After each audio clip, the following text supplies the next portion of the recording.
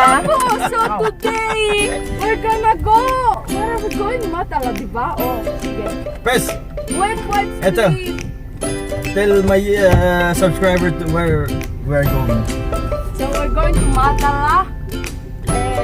Please subscribe, like the video, and hit the notification bell for more so you can watch more videos of our famous YouTuber. Yes po.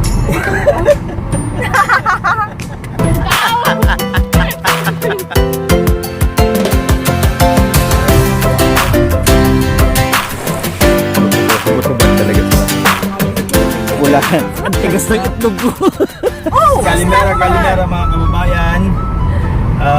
Today, pupunta po tayo sa Matala. Yep. So mula doon sa pinaka-city, itong Matala, it's more or less 1 hour na drive. At saka nga pala, ito yung first na family trip namin this summer. So may mga kasunod pa to, abangan niyo po. Dadaan muna tayo dito sa archaeological site ng Festus Palace dito sa may Mieres.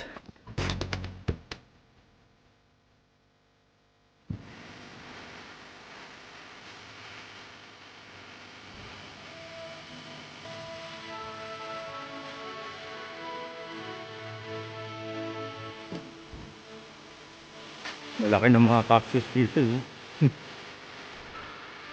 Nakalbo ka siya? Walang tao rito. Ang bayad pala, ang entrance pala dito, 8 euro para sa mga matatanda. Tapos sa pagbata, 4 euro lang. Kaya lang walang tao. Walang tao dito sa entrance. So papasok na lang kami. Tignan natin kung pwede.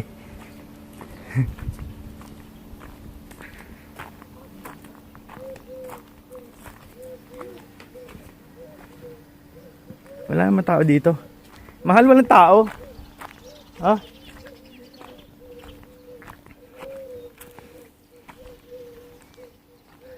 Ang ganda ng bougainvillea. So, ito po yung isa sa mga ancient Minoan civilization dito sa Crete. So, papakita ko po sa inyo yung archaeological site. Ayan. Diyan sa likod ko. Pero wala na siyang mga building, nagiba ng lahat. Yung mga artista namin nagpi-pictorial pa. Kaya hello, Lay, hello. Kita to. May photographer, ayun yung artista, yung isa. Kahit sa sumunod, mayroong paparazzi.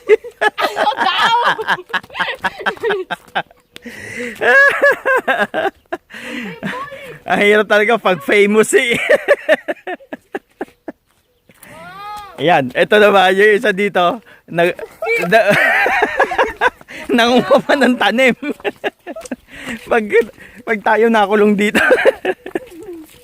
Yung isa, para kabuntot palagi eh.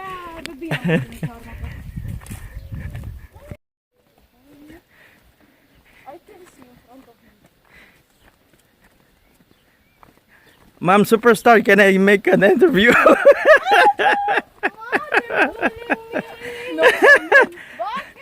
Bakit? Ha? This I promise you.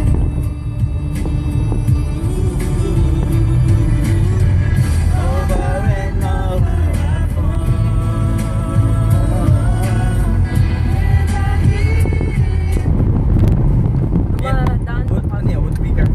Sa isang napakahirap na Kalsada.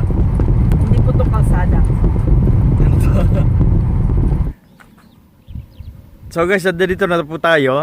Bali pupunta po muna tayo sa Comos Beach, ano? Kasi dito maganda yung may maliit siyang forest tapos beach na siya.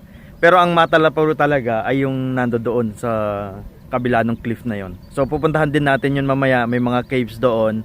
At ipapakita ko po sa inyo mga caves na tinirahan nung 1970s, tinirahan sila ng mga hippies, no?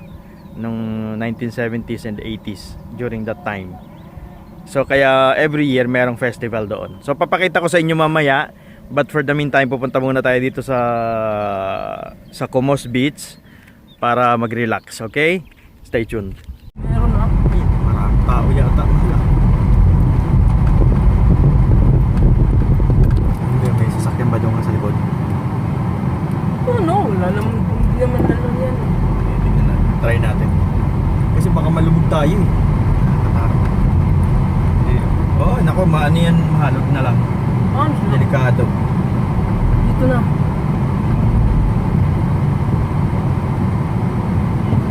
Okay na tayo dito. Park. Let's park. Oo. Andito kami sa Como's ngayon. Hindi ako makapag-vlog masyado kasi may mga may mga nakahubad. Kasi pa ano to beach to para sa mga gustong magtanggal ng mga ng damit, no. Maghubot-hubad talaga sila. So hindi ako masyado makapag-vlog. Pero sa nakikita nyo, napakaganda ng place na to. Diyan sa likod namin, maraming mga tao na nakahubad. Tsaka may mga puno. Meron din mga parang mga bahay kubo kasi na tinitirahan ng mga campers dito. May mga tents, may mga nagka-camp dito. Kaya maganda tong lugar na to. Lalo pag summer, sobrang dami ng mga taong dumadayo rito, mga foreigner talaga, mga hindi taga dito. So, hindi na ako masyadong mag-film dito, mga kabayan, kasi nakakahiya naman, baka mainsulto yung mga tao nandito, no? So, papakita ko na lang sa inyo mamaya doon sa kabila, sa may Matala. At doon medyo safe tayo doon. Okay. So, for the meantime, paalam muna. Mag-enjoy kami ng swimming namin. I-enjoy namin ng ang sea ngayon dahil napakaganda niya. At walang hangin, walang alon. Tahimik ang lugar. So, stay tuned lang po.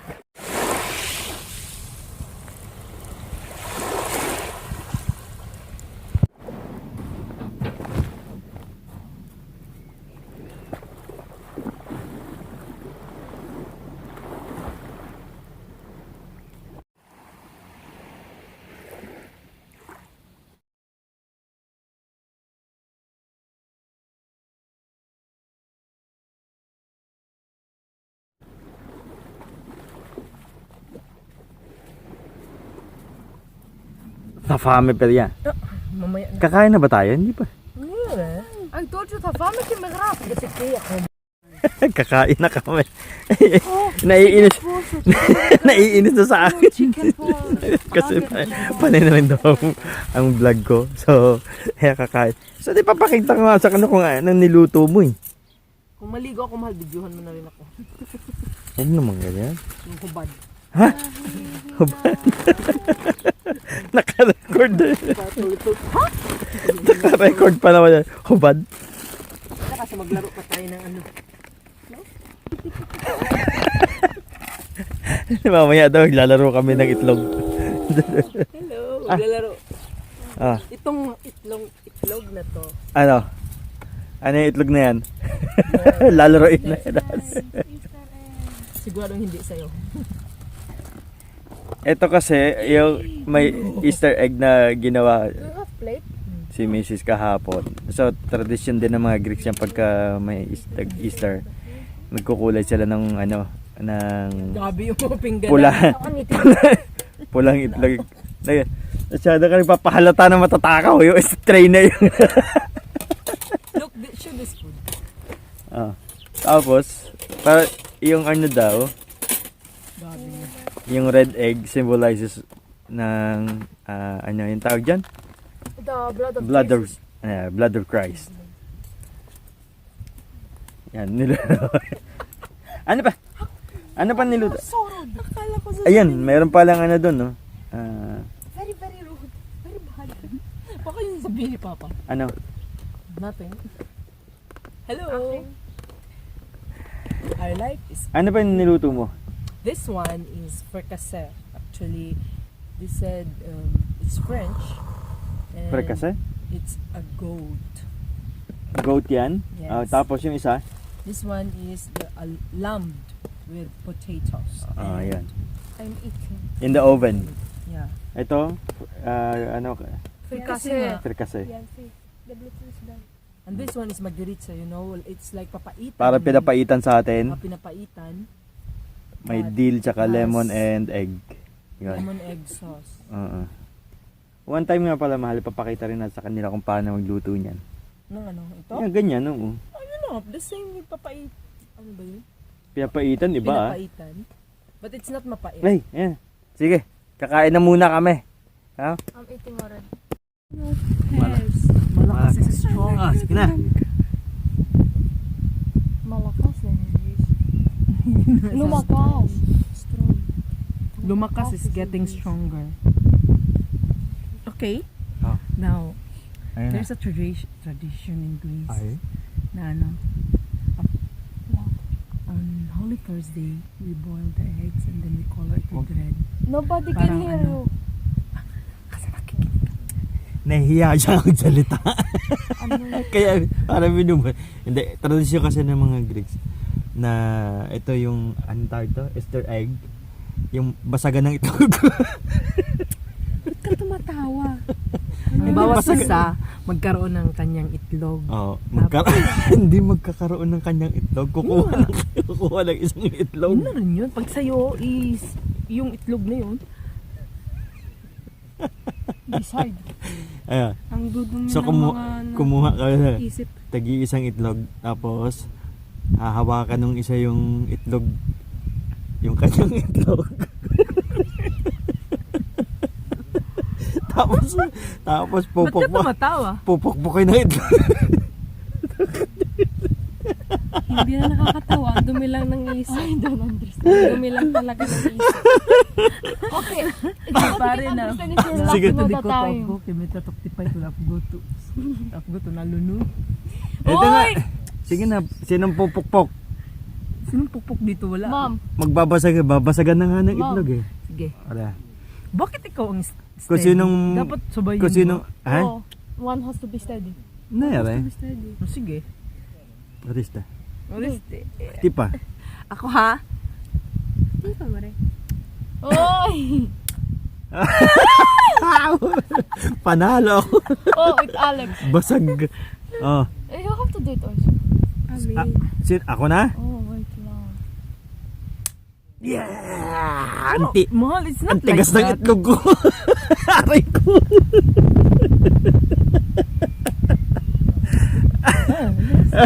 Ako tayo. Oh. Tama. Isi, Ella. Yes! Panalo ang itlog Mahal! ko.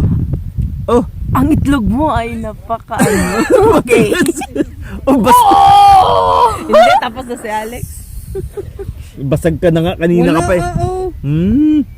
Ang itlog ng mahal ko ay talagang panlaban. Kasi hindi nababasa. Rated 18 po. Rated, Rated 18. Ang tigas ng itlog ko. Oh, bakit? Why will you do like that? Oy! Aray ko. Pukpok ka na. Ang tigas na. Ay, basag. Ayan, pisa ang itlog. Blood! Sumanti, don't shout like Ay, paralyas. Blood. Basa ang itlog. Sige, tapos na. Ang itlog ni Rapi ang pinaka-the best. So, ayan, witness po kayo mga guys ha. Oh, Kaya ako na. panalo. Wala. Hindi, ako nga eh. Ako nga. Baka, kain. Ba, Alex? Oh, ego Alex panalo. won. Ego panalo. Aftos panali. Aftos panali? Kainan Ako na, panalo. itlog. Kain itlog ko. Ayaw mo ng itlog ko? Talaga, sa akin pa talaga. Oh, shoot. Asin, walang asin. Ayoko nang, Wala? busog na ako eh. Sa itlog mo. How are you eating it like that? Dapat may premyo yung nanalo. O itlog ko. Punta ka dun sa dagat.